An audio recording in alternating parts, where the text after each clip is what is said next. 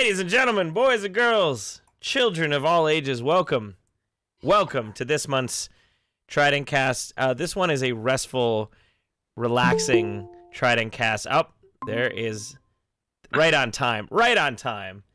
This TRIDENTCast has been tuned to 432 hertz instead of 440, so we're a lot more restful. And to prove it, Michi is already in the chat with us here. Ladies and gentlemen, let's cat in chat. Cat in chat. Cat in chat. Theme song!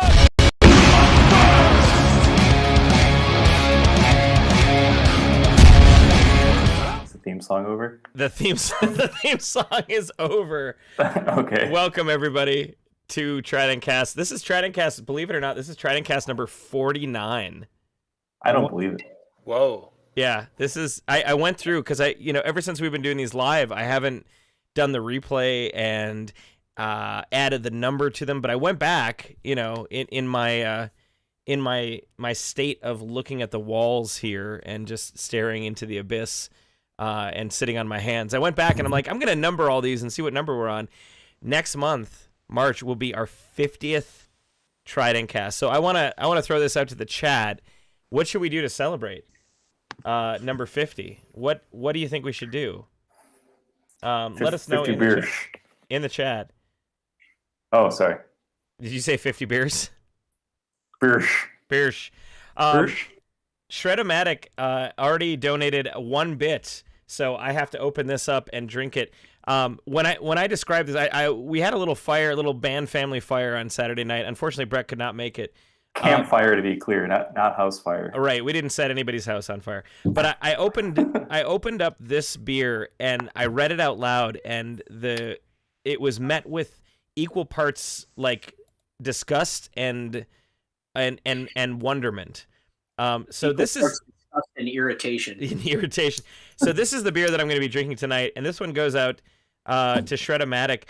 This is and it's from Weldworks Brewing in Colorado. This is the passion fruit, pineapple, papaya, marshmallow sour. Ugh. What's wrong Marshmallow? with people? Passion fruit, papaya, marshmallow sour. Here it is. Open it up. There we go. Equal parts frustration and embarrassment. Shredomatic, this is to you. Thank you for your 1-bit donation. For those of you who are not familiar with the TRIDENTCast, who've never joined us here before, any donation in any amount, all of us will drink to your honor. So this one's to Shredomatic. And Brett will eat an entire piece of meat in your honor, right? Yeah, I get my sustenance for the evening. It's actually pretty good. It's I know the marshmallow kind of throws people off, but it somehow manages to not be disgusting, to not be absolutely terrible. Oh my God! Shredomatic cheered another 1 bit. Thank you for the 1 bit, Shredomatic. Here you go. This one is again for you. What are you guys drinking? To shred. Got the New Glarus chocolate stout from a few years ago. Nice. Good old standby torpedo. Brian, This is my final Tom and Jerry of the season. Oh. So the active ingredients here are spiced rum and brandy. Oh boy, Red Ninja cheered 1 bit. Here you go, Red Ninja. Thank you. He's like, I just bought 500 bits. Want to play a game? Oh God. Hey, Oh yeah, people are. I see Larry asked about the new background. I think I've decided that I'm just going to change where I do TRIDENTCast from now on every time. So it's a new background every time. Okay. You're in heaven today. Yeah. Looks like. Actually, Mackenzie painted these clouds. Oh wow. Yeah. That's fair. And where nice. in the house is that? This is my dining room, basically dining room table. Oh, cool. So it's almost like every time you eat dinner, you're in the world of shattered skies, Basically. in the clouds. Yeah. So, go ahead. My entire house is Lord's themed in some way. So before we started this TRIDENTcast, we were talking about the irrefutable proof that 432 hertz tuning is more relaxing than 440 hertz tuning. And to prove that, who just donated? Oh, I just missed it. Oh, Larry, the steadfast $5. Thank you, Larry. Cheers, Larry. Thanks, Larry. Larry knows Larry. the truth.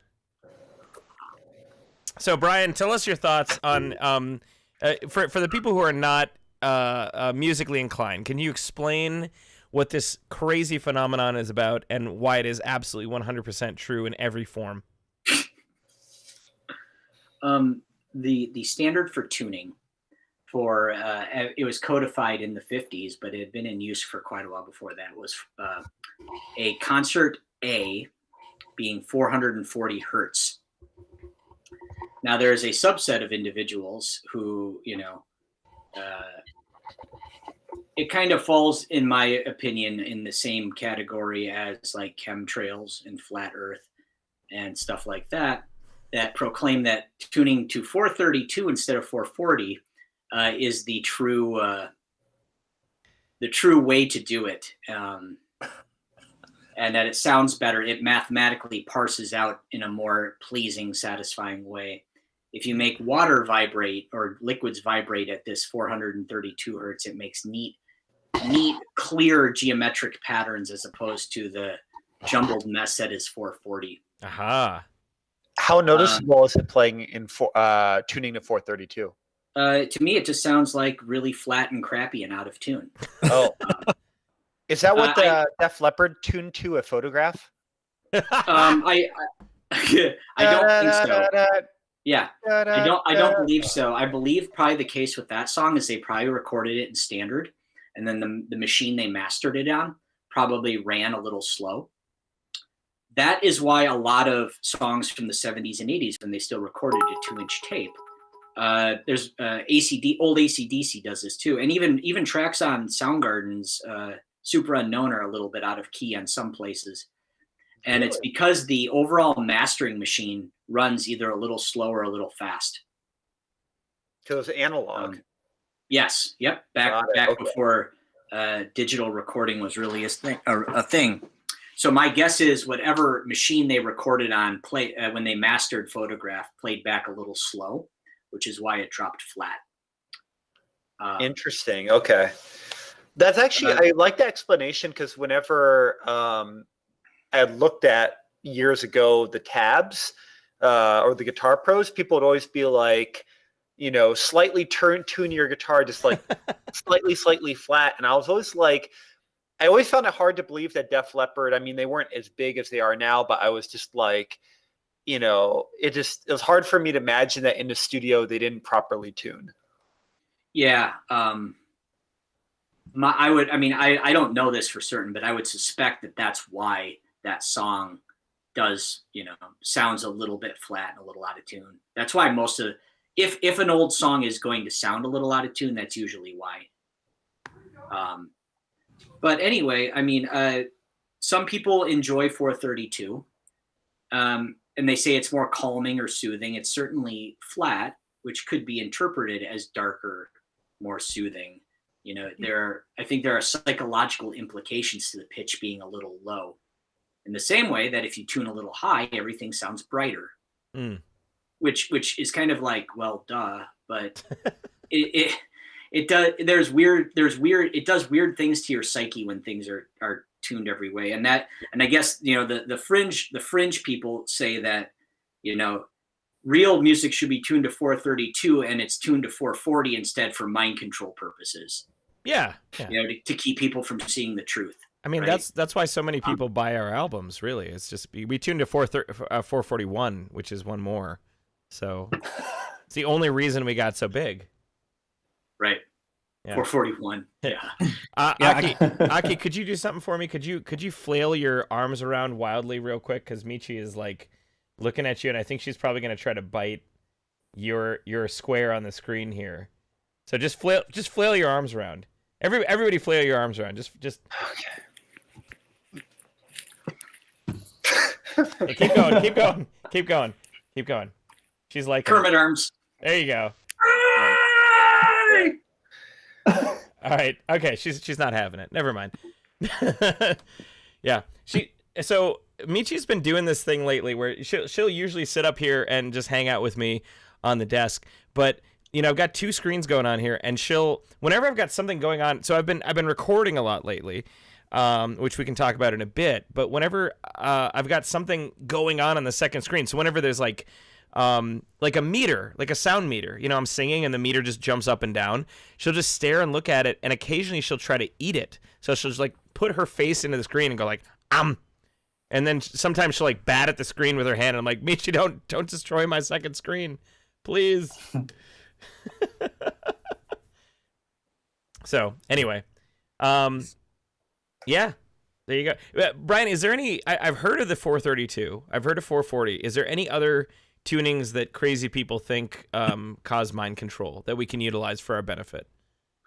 Not that I'm aware of. Damn it. I know a lot of, I've never heard of the 432, but there's like a lot of percussion instruments that are tuned at 442.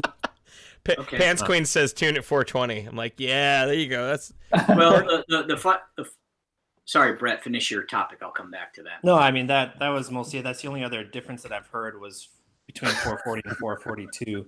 I imagine the 42 comes from the fact that you're literally beating on a material, and the more you beat on it, the flatter it gets. So maybe it's compensating for that. Otherwise, I don't know exactly what the reasoning would be. It's also worth noting that, I mean, I have pretty good ears, and 1 or 2 hertz is almost like, it's really hard to hear that. Like the difference between 440 and 441 is very small, almost indistinguishable. But when you start getting past like 5 hertz, then it becomes a little more apparent. I mean, the standard for tuning kind of ranged all over the place. It was almost a half step flat in Baroque times. Huh. All the way down to like 420 or 416. Yngwie claims that that's why he tunes flat, because it's Baroque tuning. Yeah, or it's one of the reasons why, because and if you do a YouTube search, I mean, you can find recordings of like Mozart or Haydn symphonies on period instruments at like 430 or 420 or other pitch reference sources. So it's interesting. It definitely makes it sound different. Now, if you prefer that sound, that's up to you, and I won't fault you for that. But to categorically say that it's just better, then we should all be tuning that, like, that's nope. Sorry. Yeah. Oh, if you prefer it personally, good for you. But 440 is just fine. Aki lost his tuning, so he's back. He's back at 440. So we've been doing, speaking of recording, we've been doing a lot of we've been doing some tests with some harpsichord as of late. Oh, Red Ninja, 99 bits. Thank you, Red Ninja. I gotta also give a shout out to Red Ninja. Nearly every Sega CD stream, Red Ninja is donating like 5 subs to people. So thank you so much, Red Ninja. I feel like maybe half of the donations to the ACLU is like directly coming from Red Ninja. So thank you so much. Cheers to you. Kind of random, Ty. I saw that Pat's Punk Playout said I actually voted Autograph for my senior year song. Yeah. And now next time I listen to that Def Leppard song, I'm going to hear him instead saying, Autograph. Autograph. Can I get your autograph? It's like that one Scorpion song, No One Likes You. Yeah. Oh, no one likes you. That still cracks me up. Oh man. So we've been recording a lot lately. When you were talking about that different tuning in Mozart and Baroque stuff, one of the things that we recently did is we were working with some harpsichord. Did they tune the harpsichord? I mean, do we have any historical idea of like what they tuned the harpsichord to? Was that 432 as well, or 420 Blaze It, or what was it? Well, realistic, it's hard to tell. I mean, no one knows for certain. Yeah. But scholarship would indicate that if you wanted to make it purely like as accurate as like period accurate as possible, then yeah, you probably wouldn't be tuned to 440. Uh-huh. But I mean, also prior to Bach, we didn't use the tuning system we use today. That's one of the reasons why Johann Sebastian wrote the well-tempered clavier, to demonstrate that equal tempered tuning means you could play in all 12 keys equally without stopping to retune your harpsichord. Because there was no pianos back then yet either. Sure. Otherwise, before, what you would do is there are a variety of other tuning systems you could use, which means that you could play in one or two keys really well, but you couldn't move from, say, like C major to C sharp major or something like that. Because when you got to C sharp, the C major would be really sweetly in tune, but the C sharp would be like all over the place when you go to play those notes.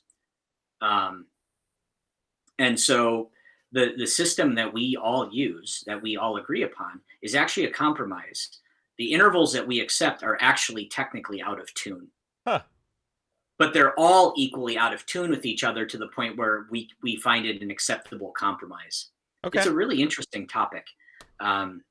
If you play a C and an E on a piano, we're conditioned in 21st century ears to hear it as in tune, but it's not actually in tune.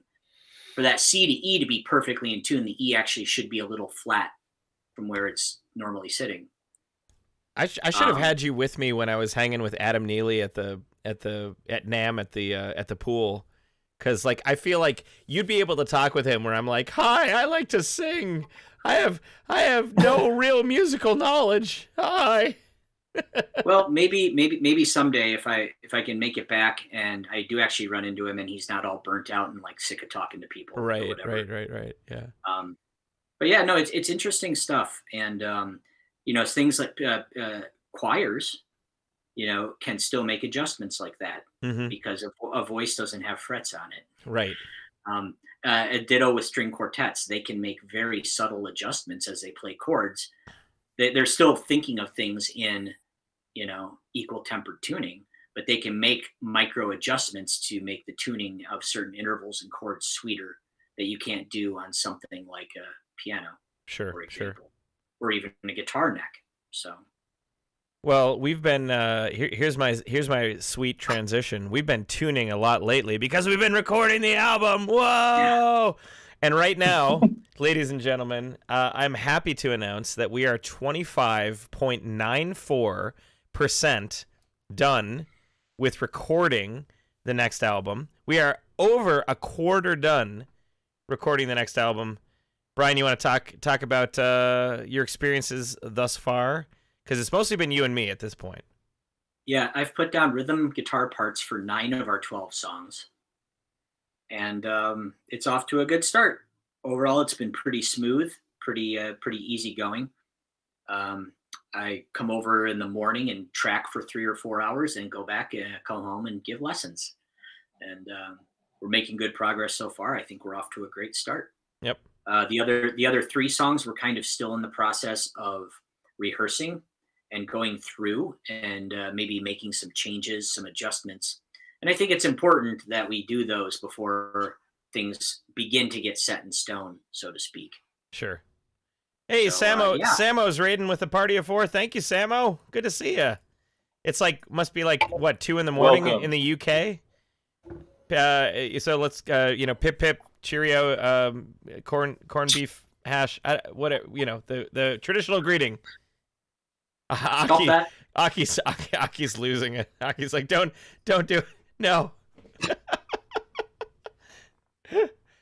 3:20. Oh my God. I'm so sorry, Samo, but thank you for coming.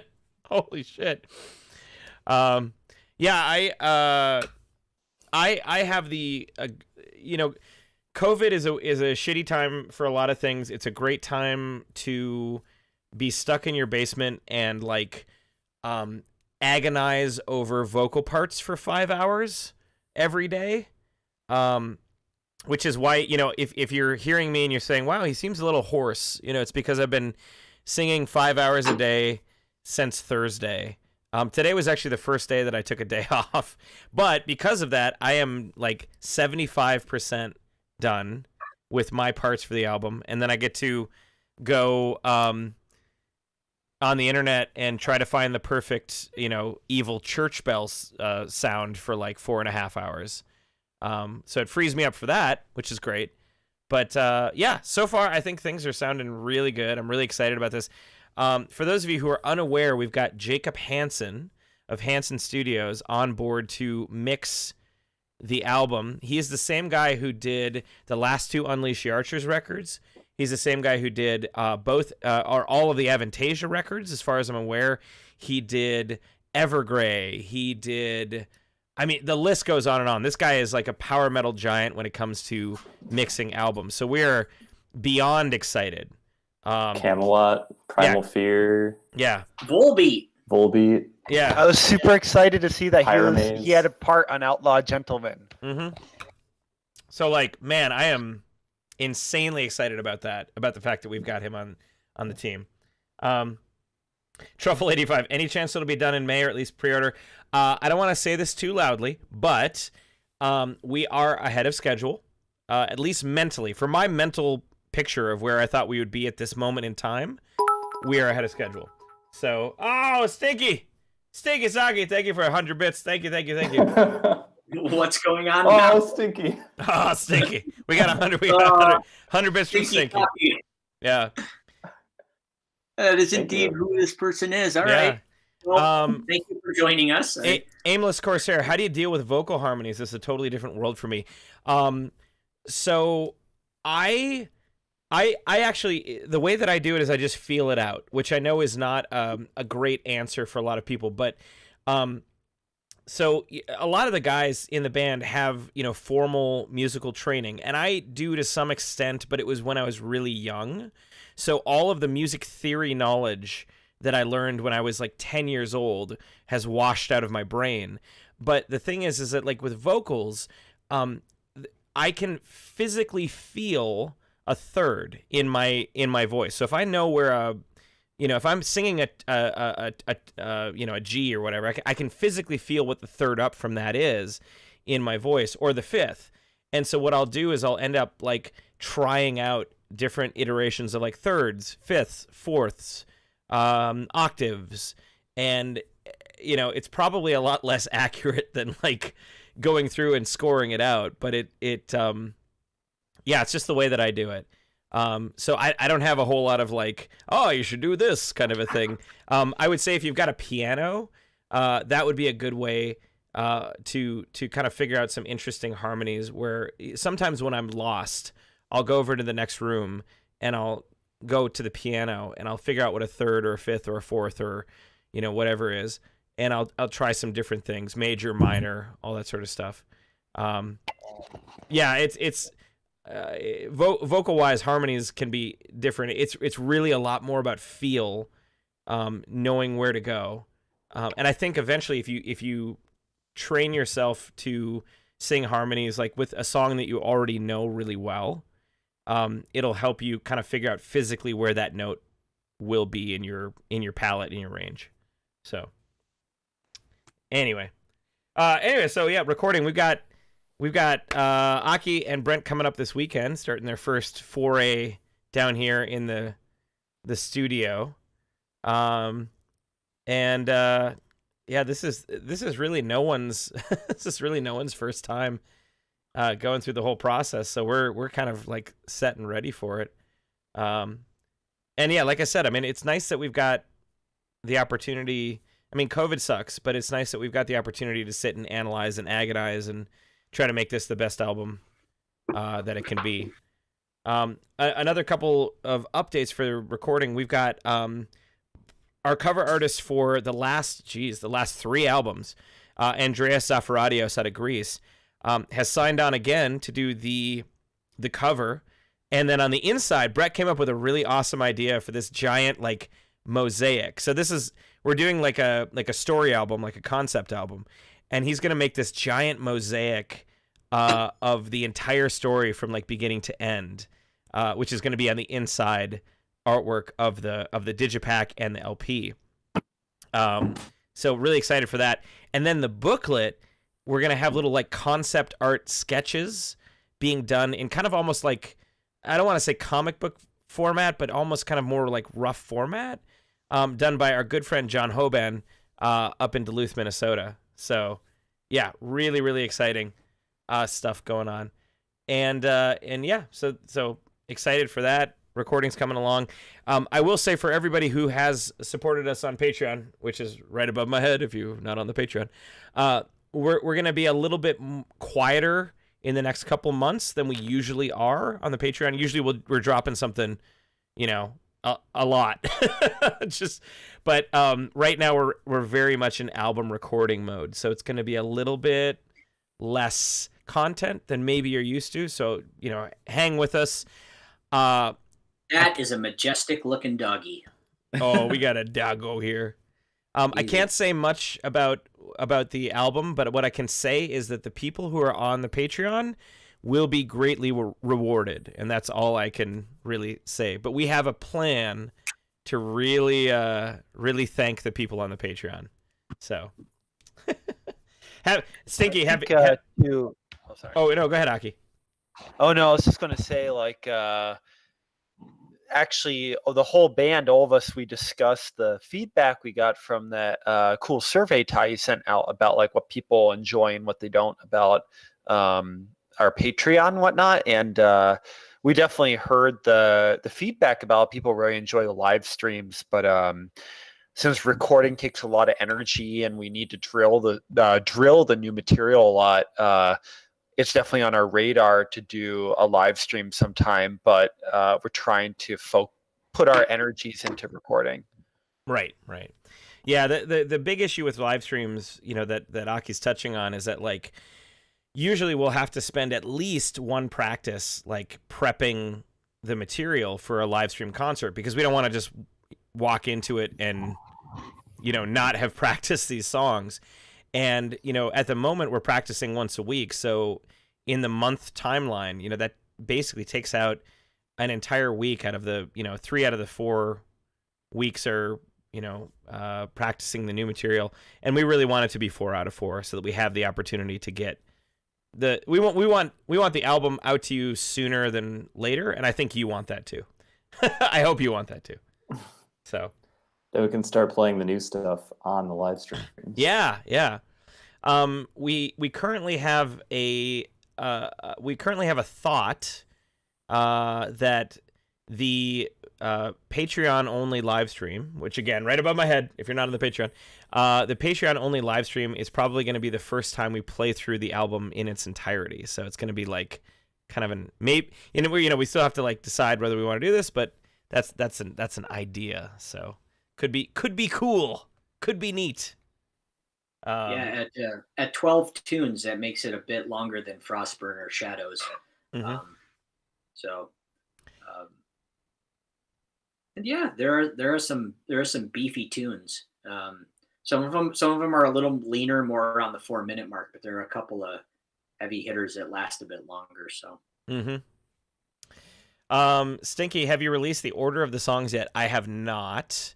We did put for the behind the scenes backers, we put all the demos up, and we asked you to put in what you think is the order of the songs, and the person who got it right would get a prize. I will say so far nobody has guessed the order correctly.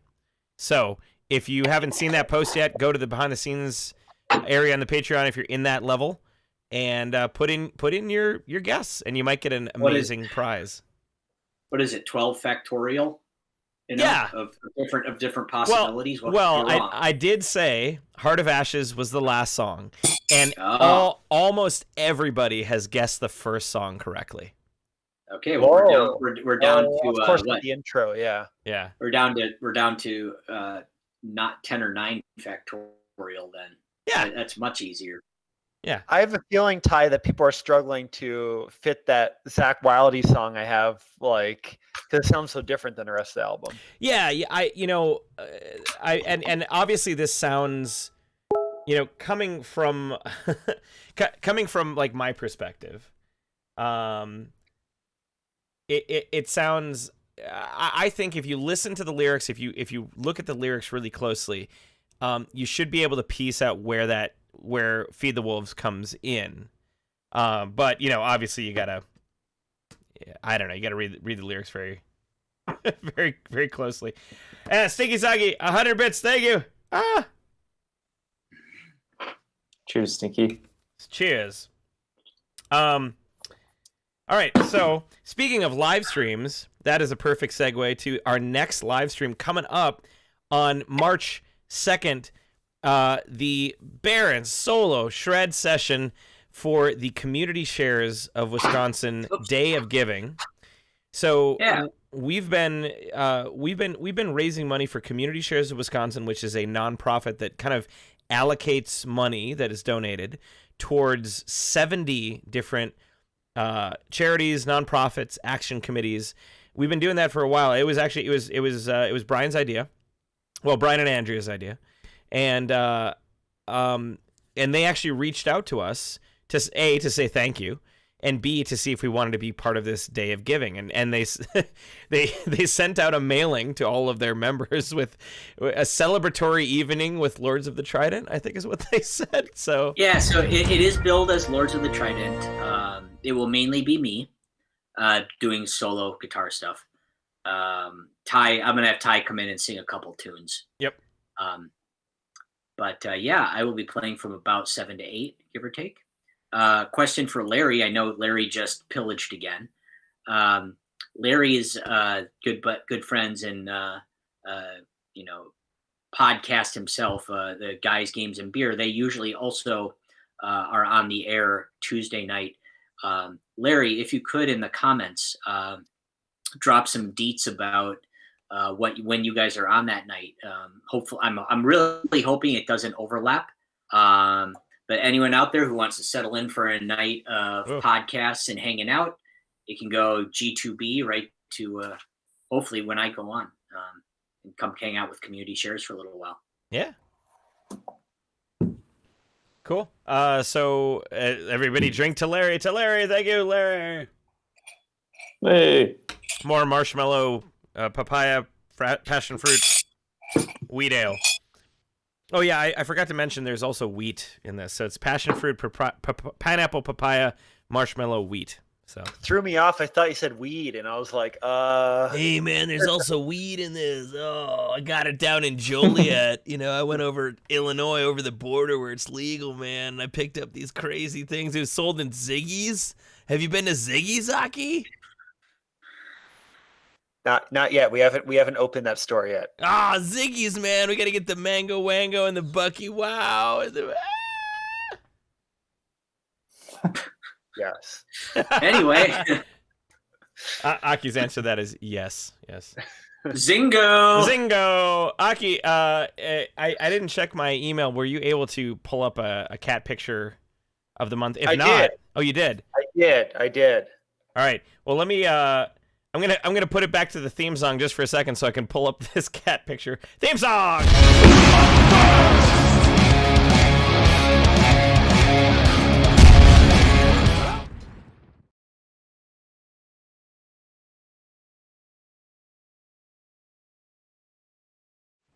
Ladies and gentlemen, here we go. We are back from the secondary theme song with the February cat picture of the month.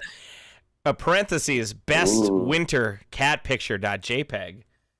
Ooh. Yeah, Aki, can you tell us about this cat? Yeah, I was on my lunch break, and traditionally on my lunch break at work, I kind of divide my time equally between New York Times and cat pictures.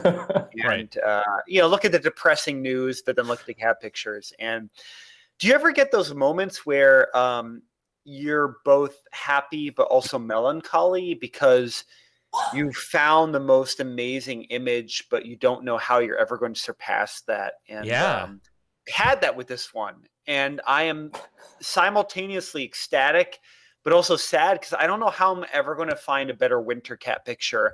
This picture is so perfect.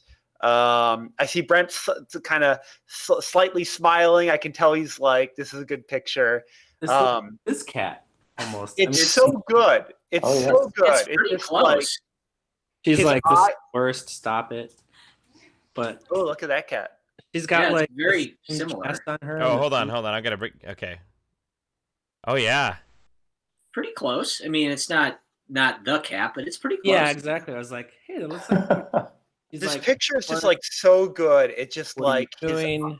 the eyes are amazing. If you zoom in, it's like green with a little bit of like orange yellow. It's kind of like that trend with guitars nowadays, how like Ibanez and ESP and Schecter have the burl tops, and he Yeah. has a little bit of a burl in the little corner of the eye, which is awesome. And then the cat's like semi prancing in the snow, just like I love wintry walks and when the snow comes down. Oh man. And then the cat has like the little white boots on his feetsies. Like yeah, exactly, Ty. You're highlighting it perfectly. Yeah. How like the green transitions to orange, and then look how it has this perfect white demarcating line for its little mittens it has on its feet, and then it has like the white chest floof. Oh. It has like oh my god, it just this cat is like perfect in every way. Like But does it? And Aki, look at it. It's got the fluffy tail too. yeah, it's good. I wish I could see the tail a little bit more, but like I don't know how to surpass this picture. Like and I love wintry weather. I'm very sorry about what's happening in Texas, but I love wintry cold weather. Mm-hmm. I hope we get snow one more time because I love snow, but I just man, this picture is just so great. And then I sent you, Ty, an image of where this was taken. Yeah, let me pull that up here. It goes on Reddit, and it's a Swedish guy living in central northernish Germany, and he posted this picture. As we'll see, I'm going to look for a smirk from Brent to see if he approves of the picture. Dang. But but he's living in. I'm probably Brent going is nonplussed by the picture. I'm going to probably butcher the pronunciation, but this was on ITAP. I took a picture subreddit, and it's the German city where the Swedish guy lives. I think it's current. I'm going to mispronounce it. Maybe Tom can correct me if he's on the podcast. It's like Wernigerode. It's in central northernish Germany near the Harz mountain range. It's like southwest of Berlin, but yeah, just oh my god, everything is just great, and I just love like this cat is walking with determination. Like he's that guy that he's just like walking up to the karaoke bar, and he's just about to sing that song perfectly. Right. Yeah. Yeah. Oh my god. It's more than a feeling for that cat. Oh my god. Yeah, exactly. Yeah. Oh my god. He knows what he likes. Yep. Man, I want to play Germany again. He likes big paws, me. Ain't gonna lie. All right. I want to play Germany again too. Oh my gosh. Yeah. Yeah, pretty much everyone in Germany I met was great, but yeah. Well, and a lot of the cities were fantastic, and we stopped at like a roadside place and had Wiener Schnitzel and like a McDonald's next to it. And doner kebab in the late night. Oh my god. Doner kebab. We've talked about this at length, but I think like if there's one thing that could take America by storm, if somebody just started up a cart, it's that doner kebab. God, it was so good. And I think I was surprised that like Wiener Schnitzel is everywhere in Austria, but doner kebab, when I asked Tom and that red-haired guy, Max, his name was not Hans. Thank you. And they both mentioned doner kebab as being like the closest thing to Germany's national dish because after World War II they brought in a lot of Turkish workers. Yeah, so Tom and Max, yes. Actually, when I was shortly after we got back from Germany, we took a trip to Seattle, and the night that we were there, one of the nights we were there was a grand opening of a new doner kebab place. What? What? Of course, we missed it by we got there right as they were closing, but yeah, so it's here. Just if it makes its way across the U.S. is the thing. Oh, that'd be amazing. The West Coast. We would like all be in line, and that cat, like with his determination, would just like scoot through us and get to the line before us. He'd slalom through our legs. He'd just be back forth, and he'd jump up and eat the kebab. And you're like, oh, I can't fault you for that. Get the fuck out of the way. Yeah. Maybe we could alternate dishes the next time. Or maybe do like a second gig in Austria. That would work too. Oh, for sure. But I mean, like, Wiener Schnitzel, I mean, the Vienna is in the name, so it kind of checks out. Mm-hmm. Wiener it comes from someone from Wien or from Vienna. There you go. Yeah. So there you go, Aki's cat picture of the month, the best. I hope you guys enjoyed it. I'm semi sad. I don't know how I'm ever going to top that for a winter cat picture. I mean, that's gonna be tough, but I think for podcast number 50, you're gonna have to find something special. Maybe like a cat that's wearing some sort of like a party hat or something. Some sort of celebratory cat. Yeah, pressure's on. Pressure is on. Got a few. Brett's favorite segment is coming up soon, but before that, I'm going to give him a second to think about things. I'm gonna rapid fire through a few things that we've released lately. Starting from the most recent, we released a cover of Green Death's Manufacturing Evil on the Power Converter. Yeah. That was I love that bit. That was the first time I like. So for those of you who've seen it, it's a little bit more of a creepy kind of music video, and I'm usually not into that sort of like creepy aesthetic, that sort of like Slipknot, like, oh, I'm so weird and creepy, and I'm gonna move really fast and kind of aesthetic. That's usually not me. But for this, I tried to do it, and I think it turned out pretty well. I bought a straitjacket. Best tax write-off ever. I've always wanted to write off a straitjacket on my taxes. Now I have. Living the dream here, people. That's going to come in handy on the road, too. Yeah, exactly. I don't know for who, but we're going to need that. He won't stop flailing. Straitjacket him. So right before that, we released a cover of Fellowship, of the wonderful Fellowship song "Glint," which Alex Cruz, who's here in the chat, helped us with his amazing drone, and that turned out so good. The guys in Fellowship absolutely loved it. They were head over heels about it. And the singer from Fellowship is actually in it as well, so that's cool. While we were filming out on the Ice Age Trail, which is about 10 miles from my house here. Right up the road from me. Yeah, we were filming out there, and we were filming with the drone, and apparently we kicked up a herd of deer, which on my first edit on this music video, I did not realize that I kicked up that herd of deer. And Alex went through, and he was making like a little B-roll, kind of like, oh, look at this for the Discord. And he's like, look, deer. And I saw that. And I'm like, oh, shit, I got to re-edit this music video. I got to add those deer in. And that was the right move. It was very Disney-esque. So, but that one's doing really well. I think it's got almost 2,000 views on it right now. So that's pretty good. The Power Metal subreddit really liked that one. Power Metal subreddit can be hit or miss for us, it's pretty good. So did that. FYI for all of you who've made it thus far, I have reduced secretly, well, not so secretly, but a little bit secretly, I have reduced the price of the vinyl on our online store by $5. So if you've not purchased the Shadows from the Past vinyl, go buy it before I increase the price back to its original price. Now it is $5 cheaper. I don't know why I did that. I woke up one morning and I'm like, I've reduced the price. It's arbitrary. Let's do it. Move more units. Yeah, exactly. Gotta install microwave ovens. Yep.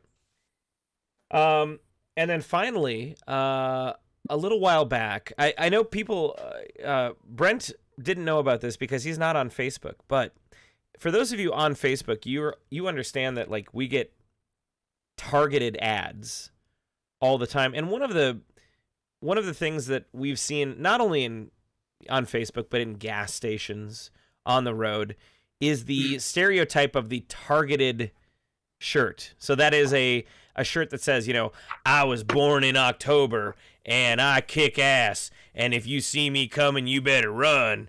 Or like, I am a truck driver born in July, and my birthday is this, and I'm 25, 57 years old.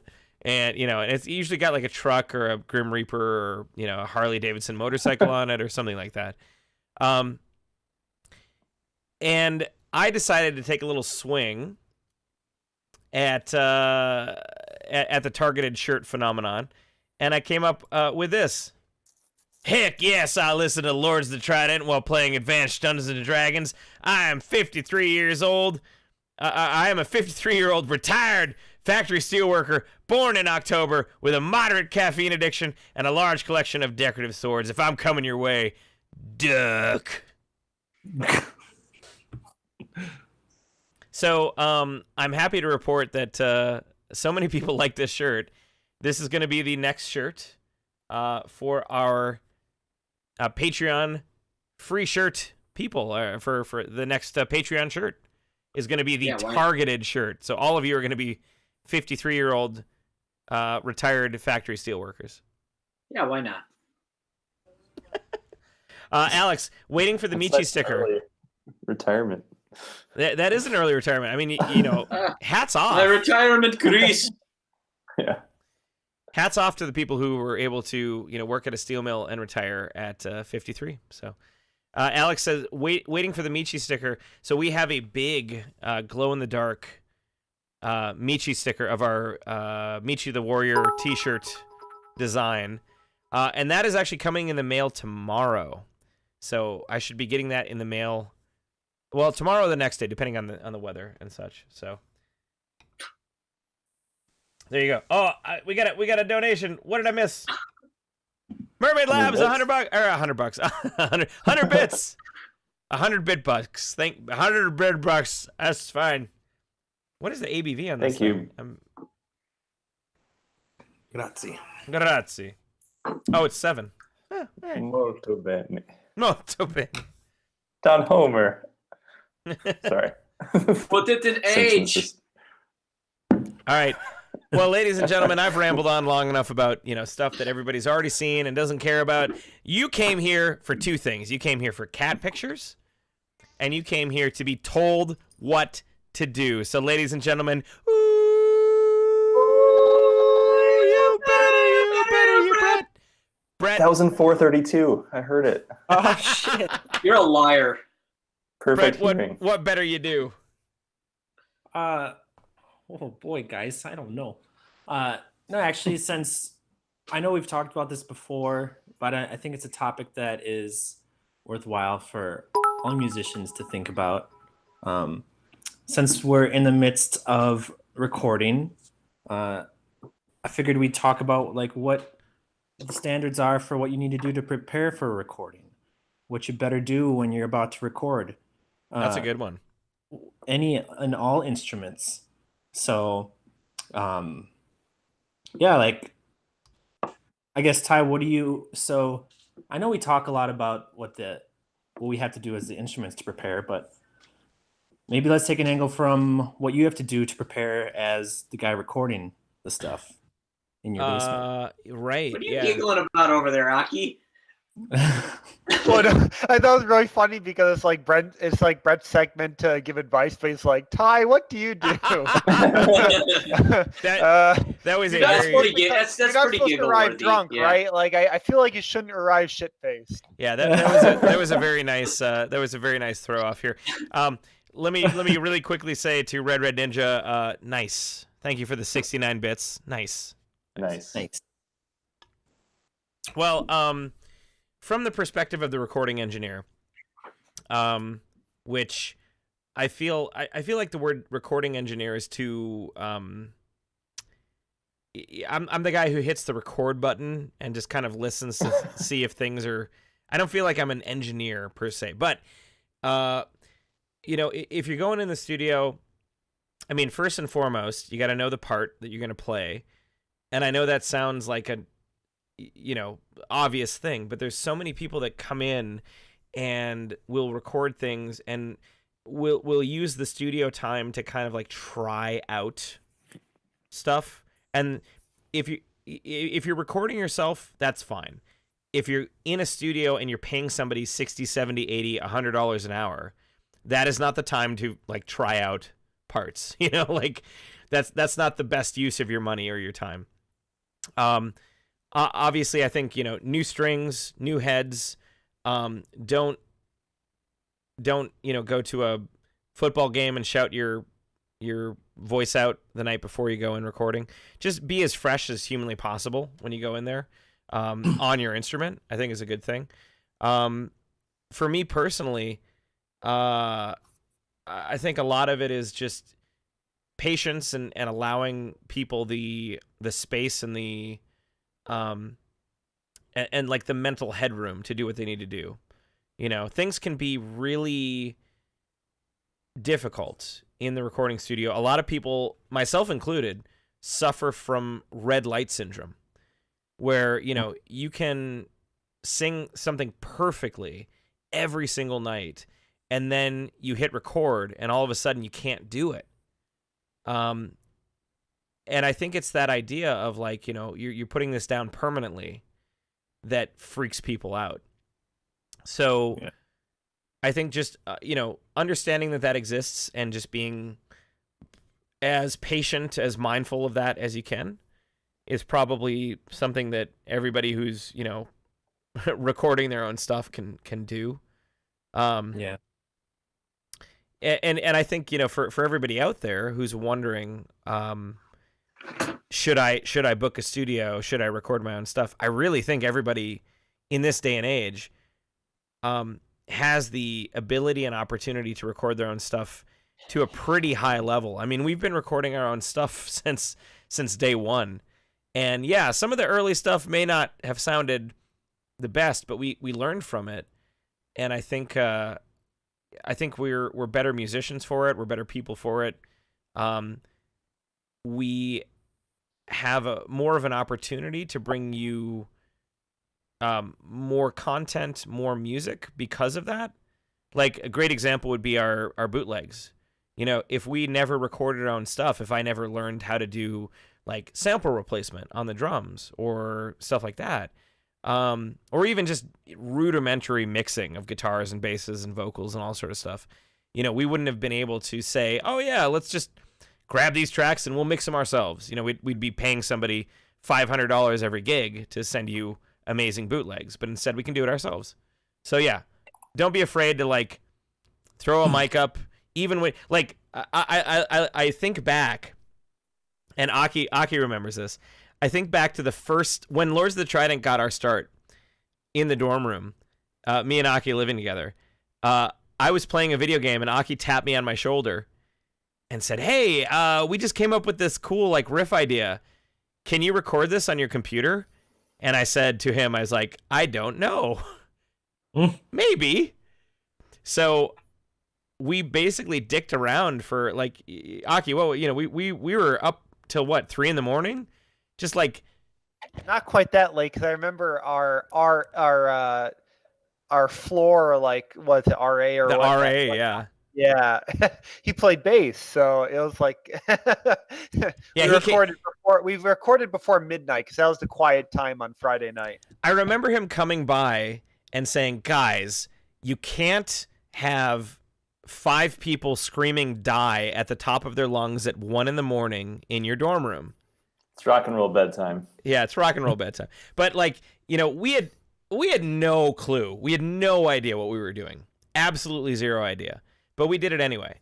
And I think that approach to it has really helped us out in the long run.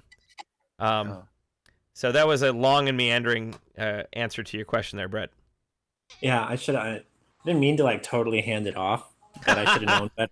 Like total address Ty. Yep. He'll talk to you. Tell him to stop, that guy. Oh my God. Right. I did want to add one thing real quick, if that's okay. Yeah. Yeah. Oh, please. I mean, I think perspective from everybody is important. I mean, guitars, the guys recording, me. So yeah, go ahead, Aki. Okay. Well, cool. I just want to say, I mean, I think drums can be challenging, especially since like electric drum kits are not at the point, at where regular ones are. But yeah, if you just look at YouTube, and I spend a lot of time looking at gear channels, recording both video and audio has become so affordable to do in one's own, house or apartment, basement, etc. I mean, so many of the YouTube channels I check out, these guys are getting amazing studio tones just in their own houses. I mean, if it's like a Axe Effects, Kemper, Helix, or whatnot, you can go right into your computer. Or if you have a tube amp, you can go through like a Boss Wazcraft silently that way. So I mean, really, there's all these tools nowadays to get really good quality professional quality recordings in your own apartment or house. And I mean, I'm really glad that we can do it in Ty's basement, because it's so much more relaxing than being in a studio where you feel like you're spending hundreds of dollars every hour that you're recording. So anyway, I just wanted to provide my own 2 cents there. Yeah, mine is a little more straightforward. It's called learn to play with a click. Yeah. Learn to follow that GD metronome. That's not an underrated statement. I mean, that's so important in those it's really important, especially if you're playing metal. I mean, we're a little bit lucky in the fact that, we play to click tracks every time that we play together. And the most of everything that we're playing to is to a click and timed out. But if you don't spend time working with the click, a significant amount of time, it's not going to be the easiest thing. Learning how to, what they call bury the click, so that you're playing with the click, but you actually don't even hear it. You're so with it. It's not an easy thing to do. Yep. I think one of the hardest things about recording is, beyond learning your parts, as well as you can, but Ty, I think you touched on it a little bit, but it's basically you're hearing yourself under a microscope, and have to be super critical, and you feel like you play something fine and you know your part, but then when you play it and then have to listen to it again, you're like, well, this isn't, I didn't play this. This isn't what I just did. This isn't what I wanted. Yes, you did, Raymond. Yes, you did. Right. So it's that shock of going from being confident in your playing to being like, what, am I even a drummer? What is this? Yeah, the sticker shock can be pretty bad. Yeah. I'd always get that recording with Ty, and I'd be like, man, I've been playing these, in practice with all you guys for a while, but then, I would, once we would record, I'd keep finding that Ty knows this very well. As a recording engineers, I tend to be ahead of the beat, and we're all lucky to live in an era where we have digital recording, where we can easily tap back a little bit, literally milliseconds, we can move our recordings so that they line up better. But I think that's a really good point that Brian and then Brent mentioned, is getting used to playing with a click track and a metronome and whatnot, because a lot of times you'll think you're on when you're playing in a jumble that is like band practice, and especially let's say you don't have any in-ear monitors or whatnot, it might sound fine, but then when you record, you realize you're not playing as tightly as you thought. Yeah. Also, I'll throw in for vocals too, for that effect. Hearing yourself sing internally, and then hearing yourself on a recording are two wildly different things. And you will listen back and you'll be like, oh, I sound so bad. All the time. No one's going to want to listen to this. I think every singer is always hypercritical of their own tone and singing. And one of the nice things about being able to record at home, or in your own studio or whatever, like I said, the red light syndrome is still there, but it's not when you're in a studio, it's red light syndrome in addition to the mental picture in the back of your head saying, I am paying $60 an hour. I need to get this done.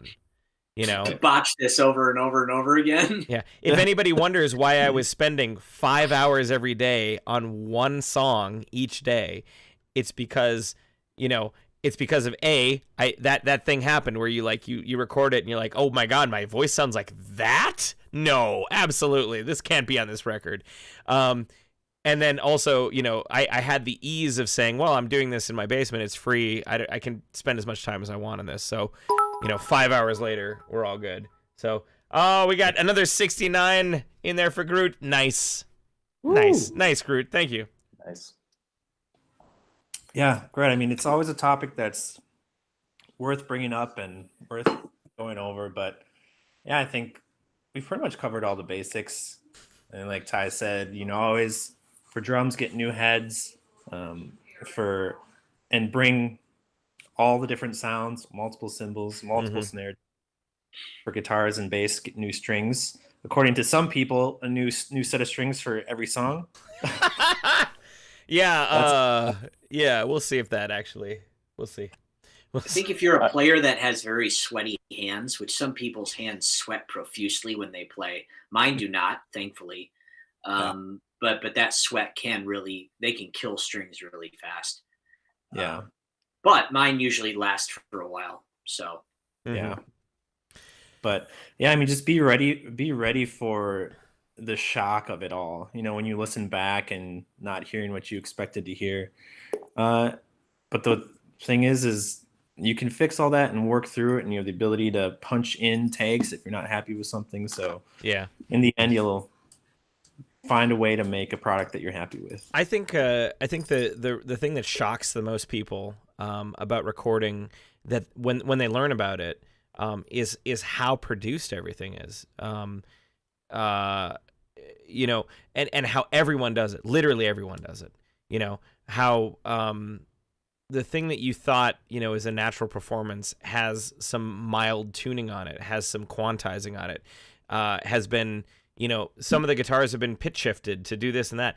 And it's like, we're past the point at this point where it's like, that's, people are like, that's cheating. It's like, no, that's literally everyone is doing it. It's sort of like the situation where like people are yelling about, I don't know, steroids in the Olympics.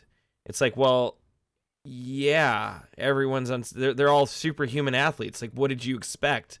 Like, of course they're all on steroids. Like, what? I don't know. So, yeah. But, so, One so fun to watch guys like us come out and try to do Olympic things. Right. Run halfway around the track and fall down or whatever. Just flop on over, try a pole vault and die. It's, Yeah.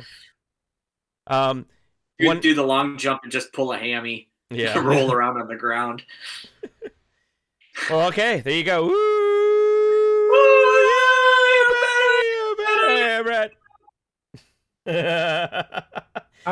Yeah, that's right, Groot. I want to see my athletes juiced up to peak performance, and I want to hear my music quantized to perfection. Damn straight. You know what?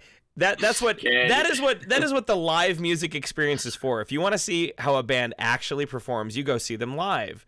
If you want to see the absolute, peak potential of a band, you listen to recording. And I don't think that's a bad thing. It's just two different things. No. So. I was gonna say, I know you already sang the theme song, but sorry. A tip I had to tie together several threads we had there, as far as like playing to a metronome and being shocked at what you sound like. I always try to record myself at my house, then be shocked at how terrible I am, then fix it, then go to Ty's house and hopefully waste less of Ty's time. So like, I have an audio interface. It's like $100 or whatever, a guitar cable and a computer and like a free DAW online. It's a pretty cheap and easy way, at least, just to like hear how bad you suck before you go in for real. So that's a great idea, Brett. And yeah, that's. I was doing that earlier this week. I hate myself. It's self-loathing. It's like all part of the recording process. Oh yeah. But at least You can do that in the comfort of your own home. Exactly. Before I go to the comfort of Ty's home. Yeah. If you can record yourself or play with even a looper pedal, it's a really good way to practice. Mm-hmm. That's my tip. Good tip there. Great tip.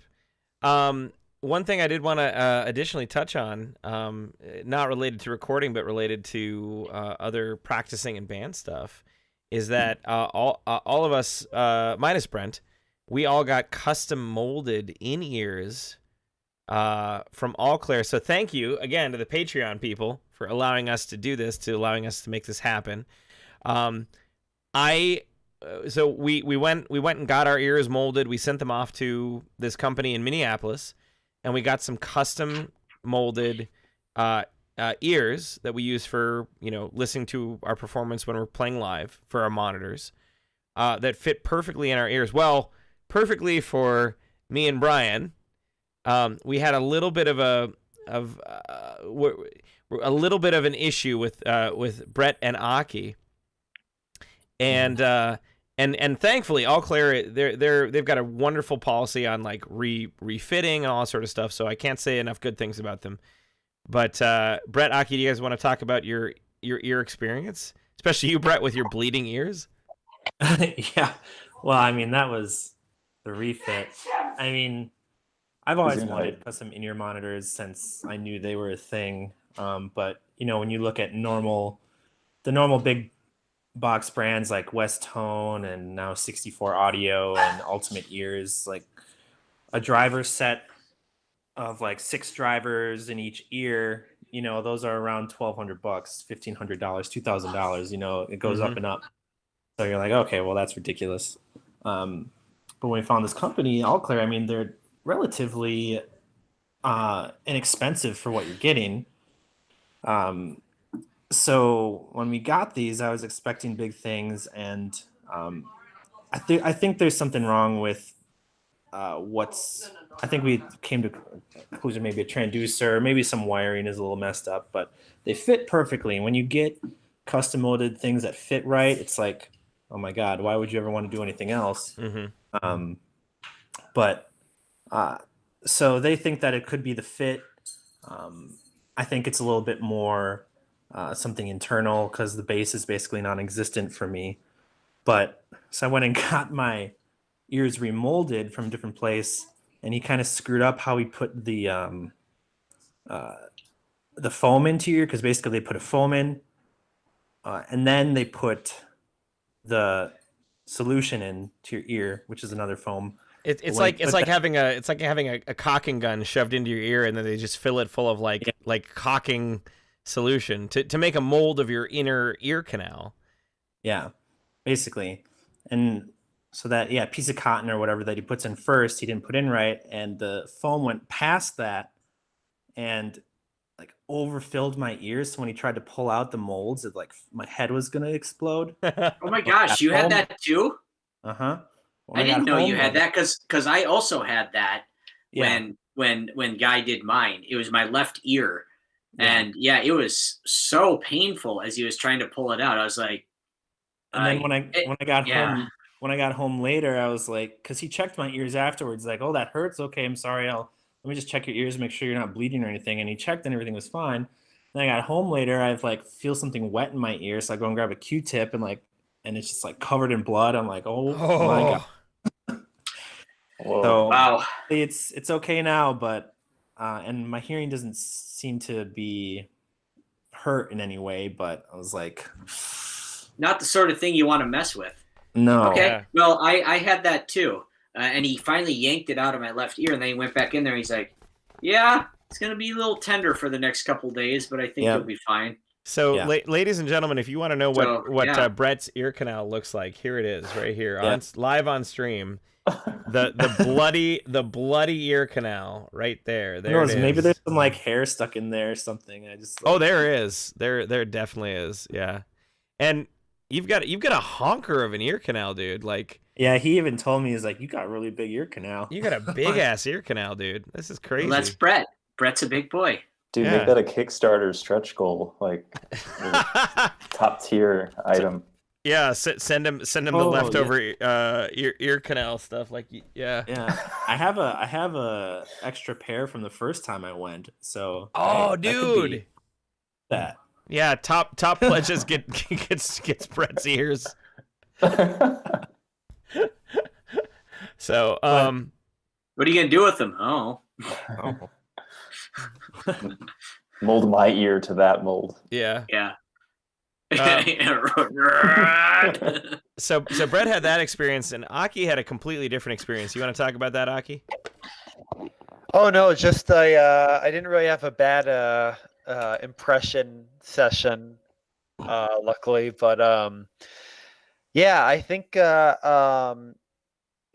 don't have like a lot of earwax like normally, but I guess I have some impacted that is kind of up by my eardrums, and they did an impression, but I don't know if maybe it just didn't get deep enough or whatnot. But the in-ears I have, the sound is good, but I'm not getting the sound cancellation I need, like so much that when I'm playing during practice, like by the drums, unless I have like earmuffs on or whatnot, it's really loud. Like I'm not getting that sound dampening I need, and yeah, I'm like flinching just hearing the sound of everything else, like the drums and our guitar and whatnot. So I'm actually I've just been using eardrops, and I'm going to do it for a couple weeks to see if I can hopefully open up my ears more, and I'm going to get impressions again, and hopefully that makes a difference. Sorry, it's kind of boring. That's it. Yeah. But you had a giant hunk of earwax already fall out of there, right? You said. Yeah, I wouldn't say it was giant, but yeah, it was a significant amount. I wasn't there, but I will. I would, without seeing it, would call it, yes. that. So, yeah, I'm gonna try it for a couple weeks, and hopefully. Human body, it can be so gross and so wonderful. Yep, exactly. Yeah, it's kind of like how hair is disgusting once it leaves the body. All right, well, there you go. Thank you all, Claire, for your continued help with getting our ears in tip-top shape. I love mine. Mine fit perfectly, and they sound like a dream. So, oh man, I'm so happy with them. And they're red, and they've got a little Lords of the Trident logo on the side. Oh man, I'm so happy with them. I've been using custom molded earplugs for years, and God, that was an absolute game changer. Like every single concert that I go to is a completely different, way better experience ever since I got custom molded earplugs. Highly recommend it. If you have the opportunity to do that, get them done. And Brett, I know what you're saying. Like when we were at NAMM, like the Ultimate Ears people and all the high end manufacturers were there, and they're like, oh yeah, if you get your ears molded here at NAMM, you get $400 off of your set. And it's like, cool. How much is the set? Oh, it's only $1,700 then. It's like, oh, cool, neat, yeah. Only $1,700. Okay, cool. So California prices. Hey, we got Jellyfish Hat. What's up, Jellyfish Hat? The Fellowship peoples are here. They have invaded the TRIDENTcast at this early morning hour in the UK. Good Lord, what time is it? Go back to sleep. It's past your bedtime. It's past your bedtime, young man. What are you doing? So, we got a few more things on the agenda real quick that I want to talk about. Then we're going to open the floor to Aki-related video game and movie. I don't know, Aki. What do you got? What do you got for us this time? But anyway, you think about that. Aki's like, I don't know. Few things. I talked about this earlier, but the Michi glow in the dark giant stickers are coming. Aki just left. He just ran away. Yeah, he's like, I'm out of here. 4 a.m. Jesus Christ, dude. So the Michi glow in the dark stickers are coming. I probably coming tomorrow. I added something on the website where I realized that there was a lot of people on the Discord and the Patreon who wanted to get like a sticker, but they didn't. We throw in 5, 6, 7 stickers of all different various shapes and sizes with our orders. we don't have an opportunity for people to just say, like, I want a giant sticker pack. So I've added that to our online store. For $2, we'll just throw a manila envelope with, like, as many stickers as we can put in there, 8, 9, 10, whatever. You'll get a giant bumper sticker. We'll ship it to you. So when the Michi stickers come out, if you want that, that's where you can grab it. So that's coming out soon. We had our opera, Fang Sings the Classics opera live stream a couple weeks ago. That was a crazy success. We raised a ton of money for charity. That was so good. Thank you to everybody who tuned in for that. I didn't hit the high C on that one song, but I did in everybody's hearts. So, so there you go. If you haven't seen it yet, I think I dropped this link on the Facebook page. I ended up this summer doing a music video for a good friend of ours, good friend band, Mickey Magnum, also out of Madison, where I took my very expensive camera rig and dangled myself out of the back of a pickup truck going like 50 miles an hour down a, back road Wisconsin highway while a muscle car chased the pickup truck. And I was holding the camera mere inches from the pavement, going 50 miles an hour. Turned out real good. It was some sick footy, I will say. So go check that out. Check out Mickey Magnum. We got another music video from them coming out that I edited for them pretty soon. But go check out Ride with the Devil. Speaking of music videos, if you want to know how we make our music videos, I have released so far a two-parter series, or 3 parts in the whole series, of a DIY how to make a music video. That's the Words of Fang series. That's up on YouTube, youtube.com/Swords of the Trident. The final one in that series, I think, is coming out on Friday. So stay tuned for that. And then we've just been playing a lot of Road Rash on the Sega CD stream. We beat it, kind of, in spirit. We got to the last track.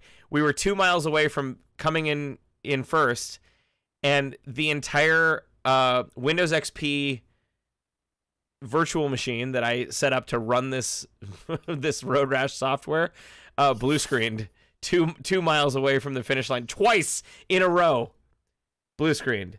So I think the software doesn't want me to win, even though we know that John Milwaukee is the number one greatest Road Rashian to ever set foot on pavement or a bike. So maybe I'll do an additional stream at some point, random stream where I just pop in and we finish that last track and we see if it blue screens again. But for now, Road Rash is finished. Join us every Monday, 8:30 p.m. Central. We're doing weird Sega CD games. We did Wolf Child. Da-na-na-na-na. Hear the mandrake scream. Da-na-na-na-na. Last time. Hear the mandrake scream for me, Long Beach. But yeah, we got streams coming up. Again, remember, solo shred session coming up on March 2nd. We have a we have a full band live stream concert coming up on the 27th of March for GaryCon, the official Dungeons and Dragons convention. That's going to be, I believe that's at 8 p.m. Central. Watch the page for announcements on that one. And that is it for announcements. Now let's hand it off to Aki for Aki's Wikipedia entry of the month. Aki, what do you got for us? Is it the Treaty of Versailles? Is it what is it this month? Oh, I didn't realize this was going to be a Wikipedia entry thing. I was actually going to talk about something slightly different, but that's fine. That's fine. No, talk about something slightly different. Go ahead. Well, when you mentioned that, I really quickly was like, what am I going to talk about? And I just remembered after last week's practice, I accidentally was in a rush. I got home and I needed to do my laundry, but after practice, in typical fashion, I stopped by Chick-fil-A and got my chicken sandwiches, and I ran home and I needed to do laundry to wash all my masks for work, but I also want to eat the chicken fillet before it got cold. And I washed my pants with the wallet in them. Oh no. And I'd never done it before. So but the chicken sandwich was okay. The chicken sandwiches were okay, and I got ranch and buffalo sauce. They're Okay, good. delicious. But I know my poor wallet. I've been rubbing like mink oil and other stuff on it for the last like 5 days. So hopefully it's going to be okay. But I'm really sad. For years now, in my wallet, I've been keeping the business card of this band that we met the founder of, I think at the Reptile Palace. Oh, and it was no. Wild Disgorgement. And I'm so sad the business card is falling apart. No. I know. I've kept it in my wallet for at least 5 years. Wait, I'm so sad. Aki. Please tell me that there is a website for vile disgorgement. So while you were talking, I did type into Google. It's viledisgorgement.com. It doesn't look like viledisgorgement.com works anymore, but they do have a Reverb Nation. I didn't know Reverb Nation was still a thing, but It is. it's there. And the guy's phone number is still on the card. I haven't tried the phone number, obviously. And his name is Matt Crepeau. It's like a French name or something. Okay, Aki. They're from Green Bay, Wisconsin. I'm gonna read some song titles off to you, and we're gonna listen to them here. No. So you gotta. Oh yes. You gotta pick one. You gotta pick one here. So we've got Catatonic Delirium. We've got Rocktopus, which is live. Rocktopus. Okay. We've got Dismantle the Pure, Shepherd of Rot, or Bodies in the Basement. Which one would you like to hear? Ooh, man. What was the first one again? So we've got Catatonic Delirium. We've got Rocktopus, which is a live track. We've got Dismantle the Pure, Shepherd of Rot, or Bodies in the Basement. Ooh, I'm going to say Shepherd of Rot or that Catatonic one. All right, let's do Shepherd of Rot. Here we go. Basement. Let the bodies. I've never listened to music ever.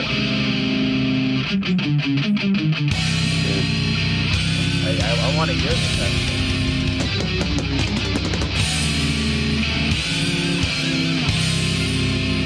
I can hear it.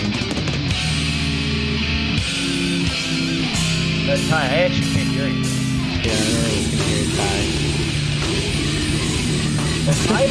Ty's having a one-man jam over there. Like, why did you play with this band? Yeah, formed in 2011. I bet this business card is like 7 years old. I'm so pissed off that I lost my wallet.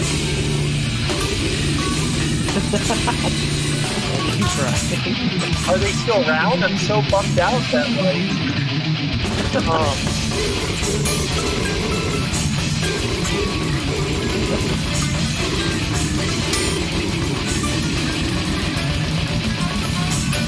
Well, that was certainly something, wasn't it? Well, be honest. You're the only one who could hear it, so we don't know. Yeah. Well, yeah. Sorry, I can't send it, but it was coming through on YouTube and Twitch. Was it okay and just not our style, or is it bad? It was an interesting choice. I was giving you Benny Hill while you were listening, since. Yeah, we did not hear anything. It not fabulous, we'll say. Oh man! Oh no! Oh god. Aki, I want you to tape it back together. Aki, I want you to save that, and we're gonna put that in the band. We're gonna put that in the band vault, in the memory vault.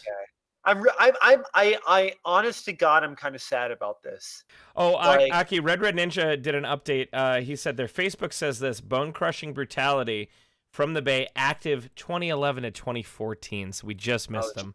Just missed them. I'm so I'm bummed out. I'm sad about my wallet, but I keep little mementos like this, and I just, what's Matt and Vile Disgorgement up to now? Is he insurance salesman? I'm on Allstate, but I'm open to other things. Yeah. Yeah. Man, I'm sorry to hear that, Aki. And I have a question for you though. Where did you get mink oil? Oh, it's often used for leather care. You can just get it on Amazon or wherever. Is it made out of minks? I'm not sure. So like Red Wing and other makers use mink oil, and some have oils that utilize beeswax and are just meant to moisturize leather because it's kind of macabre. It's kind of macabre, but at the end of the day, leather is animal skin, and Yeah. it can rot and whatnot, and so you apply that stuff like beeswax and mink oil and other things to keep it intact. Although one problem with things like mink oil is, it can disintegrate the stitching, so you have to just be careful. Interesting. Red Ninja is sending you Matt's new video via Discord. Bands to check out channel. All right. Hey Brent. Hey. What's that line about being forced through the sluicing floor or whatever to collect the pieces from the meat is your enemy or whatever? It's like, and now we're off to the killing floor. Don't let the name fool you. It's more of a steel grating that allows material to sluice through. Yes. It's like my favorite Simpsons scene of all time. Pantsqueen Awesome. Pantsqueen said it's derived from the fat of a mink. So there you go. Oh, I was wondering because I was like, minks like ferrets and other animals have like those anal glands that release stuff, and I was like, I don't know if that's really what the oil's from. So it's from their fat. Okay. Yeah, it's not from the anal glands. Got it. What is the animal where the anal glands taste like almonds, where they get artificial almond flavoring from the Human. anal? What is it? Human? No. I don't think I've You ever tried them? How would you know? waiting to watch a porno where someone gets a rim job and they're like, tastes like almonds. Amaretto. Good lord. Good lord. All right. Well, ladies and gentlemen, welcome to the TRIDENTcast. We're talking about mink glands tonight here. So what's everyone going to have for dinner now? I'm going to go to sleep as soon as I hang up. Well, ladies and gentlemen, I think we should probably call it here. I don't know if we're going to top mink glands for tonight. So Yeah. I want to thank everybody for tuning in with us here tonight. Remember, right above my head, patreon.com/Swords of the Trident. We got a new album coming out very soon, and the people on the Patreon will be greatly rewarded. So please sign up for that. We've got a new video coming out on Friday. Every Friday, well, nearly every Friday. It's probably going to slow down a little bit because we are recording at the moment. But stay tuned. We got more stuff coming for you very soon. We got Vampirus. Thank you. My Vampire 81. Sorry, Vampire 81. Thank you for the mink glands. Cheers. I'm gonna hand it off for the last word of the TRIDENTcast here to the one, the only, the man who started it all and is gonna finish it all tonight here. Ladies and gentlemen, the one in the clouds, Mr. Brett Walter. Last word. Mink glands, bro.